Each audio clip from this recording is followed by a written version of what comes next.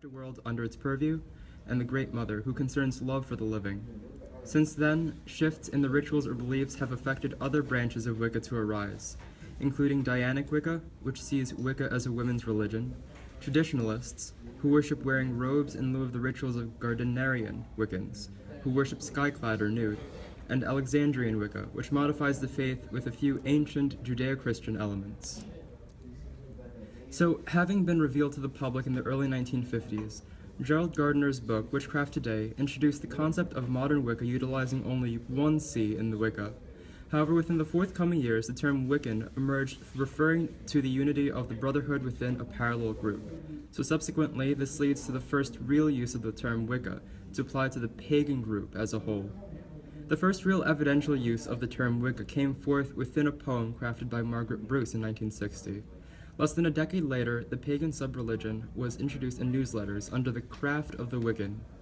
By the year 1968, the term Wicca had matured in the public eye, further exemplifying its prominence, making the term a household reference to pagan witchcraft.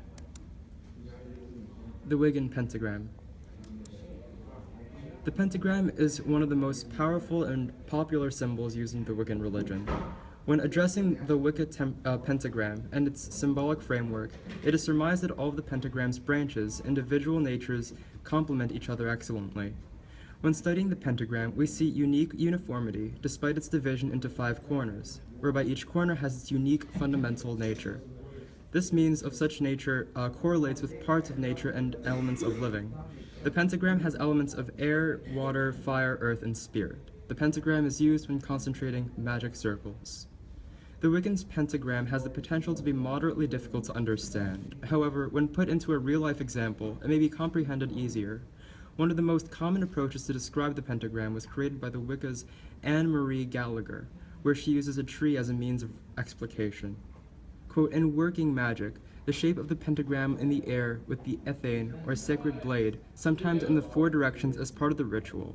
A physical pentacle is in the form of a flat disc is often a main feature of the altar and is a widely used ritual tool. The symbol is used to decorate magical tools or items such as the chalice, cauldron, or the handle of the ethane itself. When in the ceremony amidst the Wiccan pentagram, text and spells should be repeated 4 or 5 times to invoke harmony and oneness with the spiritual realm. The pentagram is to be worn as a symbol of protection and wisdom. The Wiccan mindset. Followers of Wicca devote worship to spirits and gods of nature. This is due to their primary belief. And that primary belief is, praising the god and goddess of nature enables them to access magical powers, allowing them to cast spells.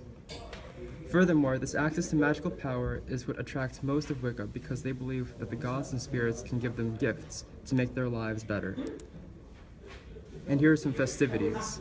April 30th is Beltane. It's which is considered to be the first day of summer, and they call this Beltane. At the celebration, incense is cooked with ingredients believed to wield the power of the gods, spirits, and the universe. Another is on October 31st, which is All Hallows' Eve. It's the only other feast that is more sacred, and in these celebrations, after appeasing the spirits and gods, followers ask for gifts such as luck or wisdom.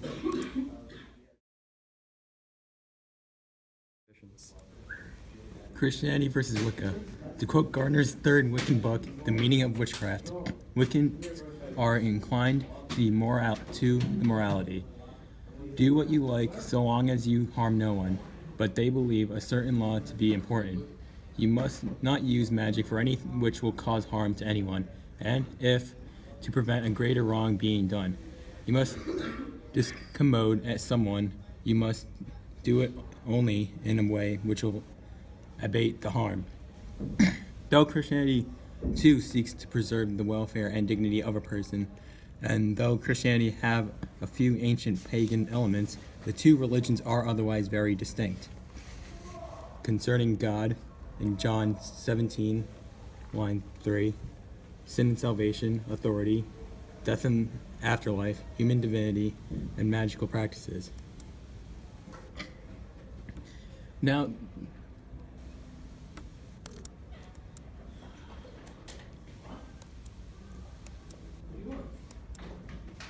controversy, Wicca's acceptance from the outside world. Wiccans call themselves witches. This is seen as controversial by those of the Abrahamic religions, as throughout history witches have been linked, often falsely, with Satanism or other forms of devil worship. As a result, Wiccans have denounced Satan and have tried to establish connections with other polytheistic Hindu or nature-focused Native American indigenous religions to disambiguate themselves as a true faith.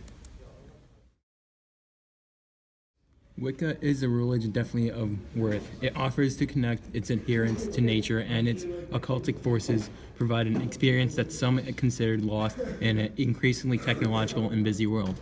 Adding this to the upward social and acceptability of identifying as Wicca or other Neopagan faiths, the positive trend of the number of Wiccans is justified, having more than doubled from 2001 to 2008, from 134,000 to 342,000 adherents in the U.S. alone. So could it be seen that Wicca is a religion that seeks to guide people ethically, spiritually, and emotionally, and is expected to continue to do so into the next several decades?